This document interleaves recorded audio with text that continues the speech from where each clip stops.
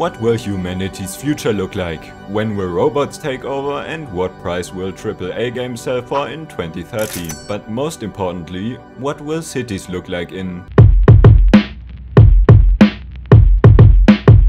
CD Projekt Red just released The Witcher 2. That's great and all, but we have to think about the future. Any ideas? The Witcher 3? The studio started with the development of The Witcher 3. We are not done yet. We need something bigger. Something that no one's dared to try.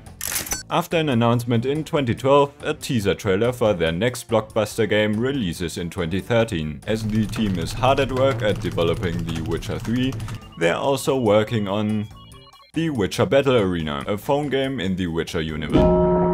As production for The Witcher 3 game wraps up, a team enters pre-production for Cyberpunk 2077. It was to be a fully fledged out, immersive experience of our future. It should have mega corporates, humans combined with machines, crime, everything you could wish for. As first reviews of The Witcher 3 came in, they made the decision to make Cyberpunk's story shorter and rearrange some of the story to be side quests. So what could go wrong? E3 2018. CD Projekt shows a trailer for the game. It looks absolutely fantastic. Gamers all over the world hold their breath for the game to release on PC, PS4 and Xbox One.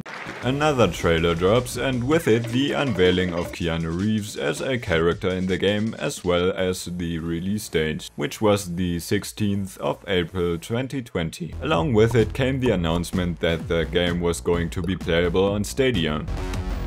The crowds were ecstatic and the game received countless of awards before it even launched. People flocked to pre-order the game as fast as they could. They made The Witcher 3, so this has to be great, surely.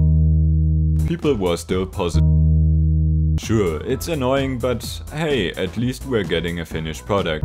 People were fed up and started to riot on Twitter. CD Projekt has a slight issue. They're a public company, so shares start to tank as expectations worsen. Still, it was the second most valuable European gaming studio. A Game Informer journalist reviews the PC game before its release and experiences a seizure from the game's braindance sequence. A warning was added with a patch before release. Where are the console reviews? Turns out they didn't give out console copies of the game. As other studios delay their games in fear of competing with Cyberpunk, the 10th of December comes along and it was by far the biggest single player game launch of all time. PC gamers boot up the game and there were bugs. Lots of bugs.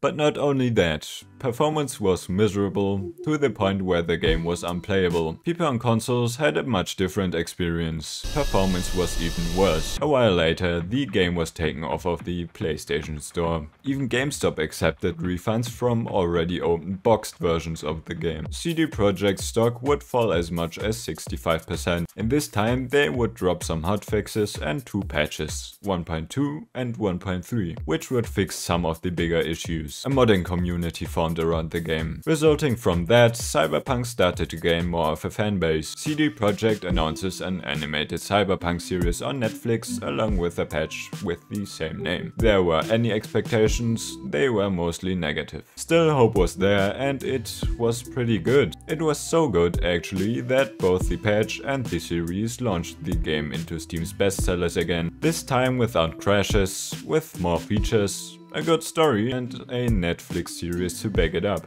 Around the same time, CD Projekt Red announces a DLC for the game, with Keanu Reeves again.